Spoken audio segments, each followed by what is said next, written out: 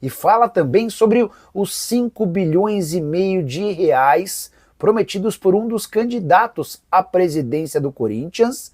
Já se sabe de onde vem tanto dinheiro. Memphis Depay voltando antes do tempo, isso sem falar nas últimas de mercado, bastidores, finanças e muito mais. Fala aí pessoal, sou Jorge Nicola, bem-vindos a mais um vídeo do canal. Sempre bom ter vocês por aqui, sem perder tempo, pedir para deixar like, se inscrever no canal e ativar as notificações. Bora te explicar agora de onde vem os 5 bilhões e meio de reais que André Castro, candidato à presidência do Corinthians, prometeu colocar no clube caso se torne presidente na próxima segunda-feira.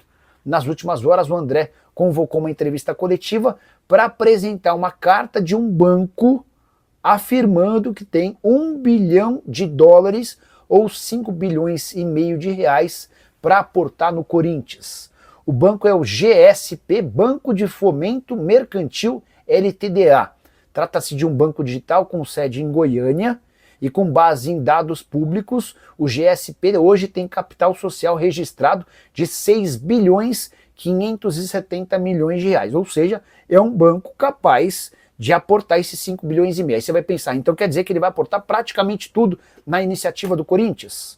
É possível imaginar que um banco tenha uma série de estratégias, parcerias e financiamentos estruturados para viabilizar esse acordo. O ponto é, o André Castro prometeu e cumpriu, ele apresentou alguém disposto, uma instituição disposta a colocar 1 bilhão de dólares no Parque São Jorge.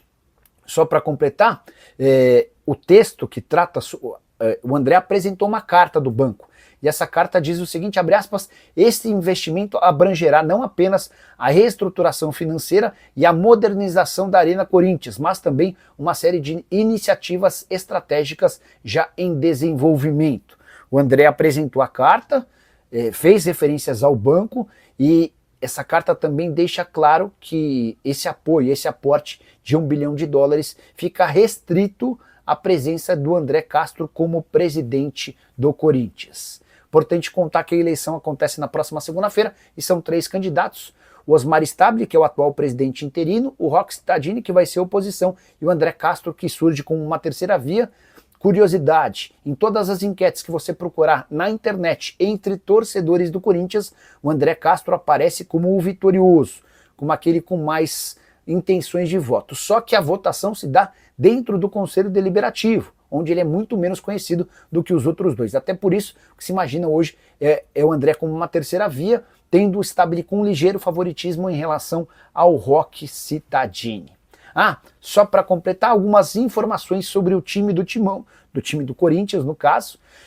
O Corinthians conseguiu aumentar o salário do atacante Nicolas, que joga no Sub-17, terminando ou evitando qualquer possibilidade de o Nicolas seguir os passos do Cauê Furquim, aquele atacante que virou jogador do Bahia. O Nicolas passa a ter uma multa rescisória de 30 milhões de reais no Brasil, graças ao aumento do seu salário, que era de 5 mil e passou para 15 mil reais mensais. Já o Timão faturou 1 milhão e 200 mil reais com a ida de Raul Gustavo, ex-zagueiro do clube, que estava no Ferencváros e vai defender o New York City. Bora te atualizar agora sobre Memphis Depay. Você sabe que o Memphis está machucado, lesão de grau 2 no músculo posterior da coxa direita, sofrido no clássico contra o Palmeiras no último dia 6. A previsão era de retorno em mais ou menos um mês, ou seja, ele estaria à disposição na primeira semana do mês de setembro. E o Corinthians trabalhava para que ele ficasse disponível para o jogo da volta contra o Atlético Paranaense, e o Corinthians faz 2 jogos absolutamente decisivos contra o Furacão na Copa do Brasil, valendo vaga nas semifinais da competição. Pois bem, Craque Neto contou nessa sexta-feira que dentro do Corinthians existe um trabalho para que o Memphis Depay volte já na partida de ida, confronto marcado para a próxima quarta-feira em Curitiba. Os caras estão tentando acelerar o processo até por conta de vários outros desfalques, todos por causa de lesão. O Corinthians também não conta com o Yuri Alberto, com o Carrilho e também com o Martínez. Retorno do Memphis seria super importante para que o Corinthians aumentasse suas chances de marcar gol fora de casa e voltar com um resultado melhor. Timão, desclassificado da Sul-Americana e da Libertadores, bem distante da briga na parte de cima da tabela do Campeonato Brasileiro, tem a Copa do Brasil como a última chance de título na temporada.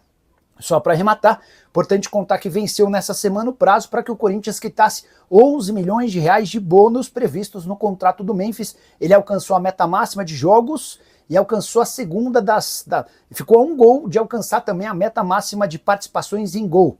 Dessa maneira, 6 milhões e 300 mil com jogos, mais 4 milhões e 700 mil com gols. O Corinthians não conseguiu fazer a quitação e prometeu o mais rápido possível tentar fazer um parcelamento. Fala também sobre um dos credores da dívida do Corinthians. Presidente de um clube argentino quer o rebaixamento do Timão e descarta qualquer chance de acordo de parcelamento da dívida.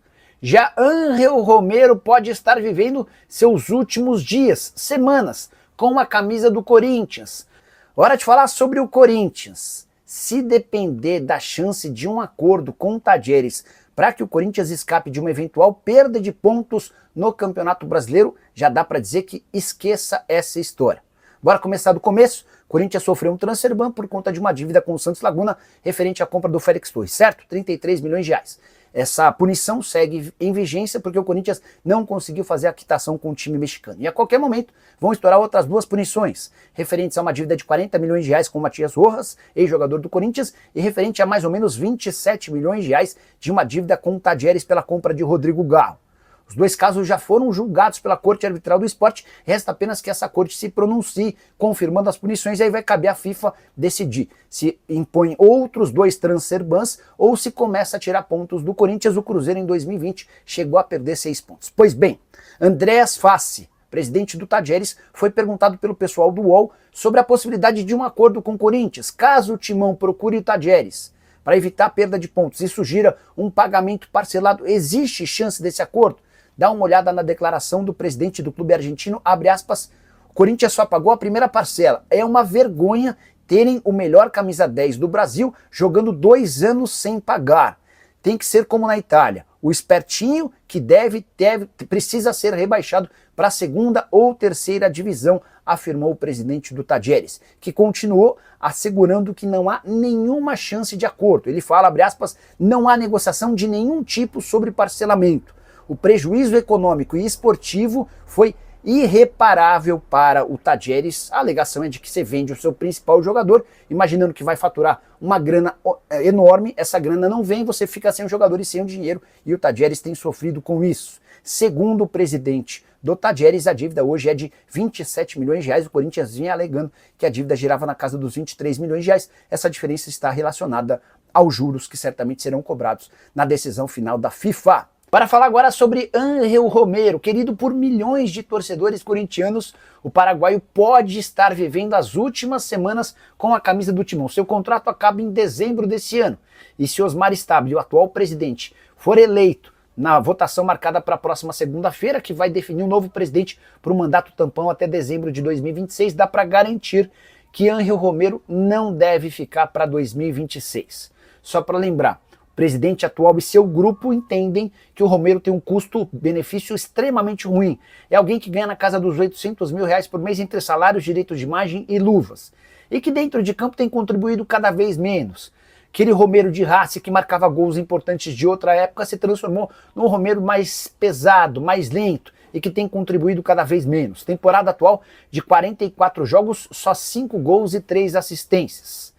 A chance de o Romero é um outro vencedor na eleição marcada para segunda-feira. Antônio Roque Cittadini e André Castro são concorrentes, mas em especial de uma mudança de técnico e a chegada de alguém que se encante pelo Romero, porque o Dorival Júnior não morre de amores pelo paraguaio e dá para dizer que o Cittadini, que é outro candidato real à vitória na próxima segunda-feira, também não vê o Romero como a salvação da lavoura, a menos que uma enorme reviravolta aconteça e o Romero desembeste a fazer gols e se torne extremamente importante na reta final dessa temporada, e a gente deve estar assistindo aos últimos episódios de uma passagem ou de algumas passagens marcantes do jogador paraguaio pelo Timão. Queria deixar uma pergunta para você: que nota você dá para Ángel Romero vestindo a camisa do Corinthians? Você gosta dele? Não gosta? Já comenta por aqui, beleza? É isso aí, nação corintiana. O que você achou? Deixe no comentário a sua opinião do que você achou desse vídeo. Não esqueça de deixar o seu like, de se inscrever no canal e ativar o sininho de notificação. Compartilha com todo mundo aí. Espalha pra geral essa novidade aí que tá nesse vídeo. Espalha pros amigos, familiares, filho, papagaio, periquito, todo mundo. Compartilha com todo mundo, beleza? Até o próximo vídeo. Vamos que vamos. Outra coisa também. Se inscreve no canal, ativa o sininho de notificação, deixa o seu like também. Tá bom, já falou. Então é isso, rapaziada. Dá aquele like. É isso aí. Vamos pra cima. Vamos que vamos. Caraca, aí me cortou.